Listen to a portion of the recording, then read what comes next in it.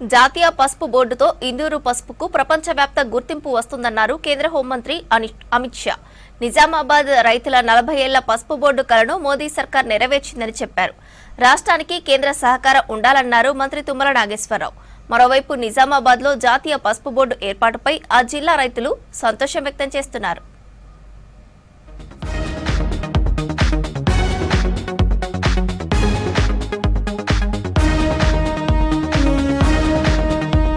తెలంగాణ పసుపు రైతుల సంక్షేమానికి మోదీ సర్కార్ కట్టుబడి ఉందన్నారు కేంద్ర హోంశాఖ మంత్రి అమిత్ షా. పసుపు బోర్డు కోసం రాష్ట్ర ఎంపీలు ఎంతో పోరాడారని చెప్పారు. తెలంగాణకు పసుపు బోర్డు ఇవ్వడమే కాకుండా దానికి రాష్ట్రానికి చెందిన వ్యక్తినే చైర్మన్ గా నియమించామన్నారు. నిజామాబాద్ వినాయక్ నగర్ జాతీయ పసుపు బోర్డు జాతీయ కార్యాలయాన్ని ప్రారంభించారు అమిత్ షా. కార్యక్రమంలో కేంద్ర మంత్రులు కిషన్ రెడ్డి, బండి సంజయ్, రాష్ట్ర మంత్రులు తుమ్మల, సీతక్క పాల్గొన్నారు.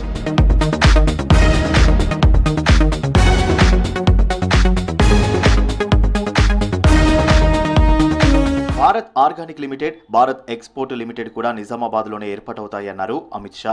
బోర్డు ఏర్పాటుతో ఇందూరుకు పసుపుకు జాతీయ స్థాయి గుర్తింపు వస్తుందన్నారు. పసుపు దివ్య ఔషధమని, antiviral, anti bacteria, anti cancer గా పనిచేస్తుందన్నారు. 2030 నాటికి $1 బిలియన్ విలువైన పసుపును ఎగుమతి చేయాలన్నారు అమిత్ షా. आज बड़े हर्ष का दिन है। मोदी जी ने देश भर के हल्दी किसानों की 40 साल 4 दशक पुरानी मांग को आज पूरा कर दिया और हल्दी बोर्ड को चालू कर दिया है।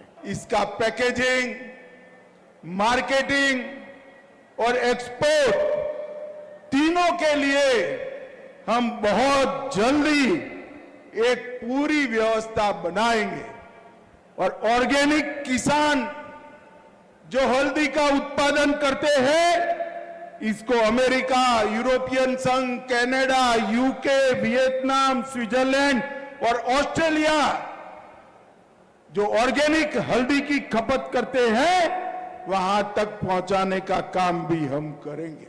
పసుపు బోర్డుపై హామీని నిలబెట్టుకున్నామన్నారు నిజామాబాద్ ఎంపీ అరవింద్. పసుపు బోర్డు ఏర్పాటుతో ఎన్నో ప్రయోజనాలున్నాయని చెప్పారు. ఈ ప్రాంత రైతులు తాము పండించిన పసుపును విదేశాలకు ఎగుమతి చేయవచ్చన్నారు. 40 సంవత్సరాల కొట్లాట, రైతుల బాధ, రోడ్డుకెక్కి ధర్నాలు అవన్నీ కూడా ఇవాళ నరేంద్ర మోడీ గారు మనకి నిజామాబాద్ కి పసుపు బోర్డు యొక్క కేంద్రీయ కార్యాలయమే కాకుండా ఇక్కడ నిజామాబాద్ కే ఇచ్చి మన నిజామాబాద్ బిడ్డని దానికి చైర్మన్ చేయటము. ఆర్థిక ఇబ్బందులున్నా రైతులకు ఇచ్చిన హామీలు నెరవేరుస్తున్నామన్నారు రాష్ట్ర వ్యవసాయ శాఖ మంత్రి తుమ్మల నాగేశ్వరరావు. రైతులకు 2 లక్షల రుణమాఫీ చేశామని చెప్పారు. తెలంగాణకు కేంద్రం సహకరించాలని అమిత్ షాను కోరారు. గత అనేక సంవత్సరాలుగా మీరు కలలుగంటూ అనేక పోరాటాల ఫలితంగా ఈనాడు మోడీ గారి ఆధ్వర్యంలో కేంద్ర ప్రభుత్వం తెలంగాణ ప్రజల్ని, పసుపు రైతుల్ని వారి యొక్క పోరాటాన్ని గమనించి ఈ యొక్క పసుపు బోర్డుని భారతదేశంలో తెలంగాణ రాష్ట్రానికి ఇవ్వటం, అందులో కూడా తెలంగాణలో కూడా ముందుండి పోరాడినటువంటి ఇందూరు రైతులకి ఆ గౌరవం దక్కటం ఈ దేశానికి గర్వకారణం. రైతాంగానికి సంబంధించినటువంటిది.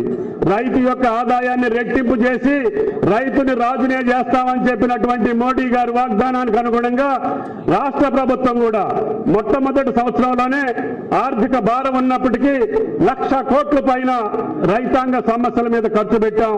అది రుణమాఫీ మీద చేశాం, రైతు భరోసా మీద చేశాం, పంటలను గిట్టుబాటు ధర కొనుగోలు చేసేదానికి ఆర్థిక పరమైనటువంటి వెసులుబాటు ఉన్నా లేకపోయినా రైతును ఆదుకోవటానికి రేవంత్ రెడ్డి గారి ప్రభుత్వం ప్రయత్నం చేస్తుంది. జాతీయ పసుపు బోర్డును నిజామాబాద్లో ఏర్పాటు చేయడం సంతోషంగా ఉందన్నారు రైతులు. గతంలో బోర్డు లేకపోవడంతో ఎన్నో కష్టాలు పడ్డామన్నారు.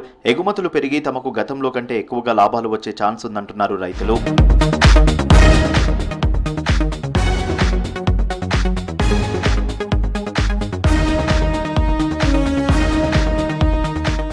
నిజామాబాద్లో జాతీయ పసుపు బోర్డు ప్రారంభించిన తర్వాత రైతులతో ముఖాముఖిలో పాల్గొన్నారు అమిత్ షా. అన్నదాతలతో కలిసి గ్రూప్ ఫోటో దిగారు.